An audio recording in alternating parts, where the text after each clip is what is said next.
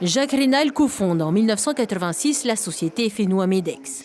Nommé ministre en 2017, il affirme ne plus avoir d'intérêt quelconque avec cette société. En quelques années, Fenua-Medex se développe et ouvre des filiales.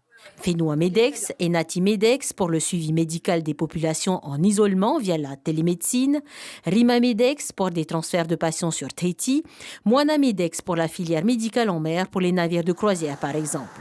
Et enfin, Taoté-Medex qui organise la filière de soins, notamment via la maison médicale de garde, une expérimentation visant à désengorger les urgences du Taoné.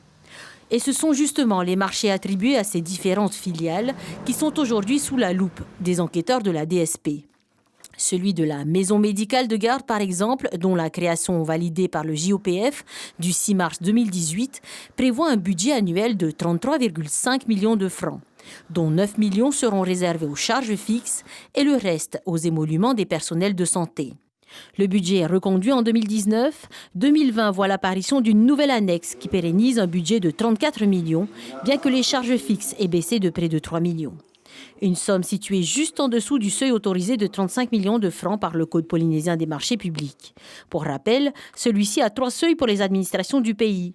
Un seuil à moins de 3 millions, un autre à moins de 35 millions et le troisième au-delà de cette somme. En dessous de 35 millions, l'appel d'offres n'est pas obligatoire, la procédure est adaptée au cas par cas.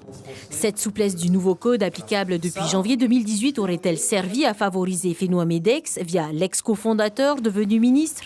Les marchés ont-ils été divisés pour éviter de dépasser les seuils? C'est là quelques-unes des questions auxquelles devra répondre l'enquête en cours.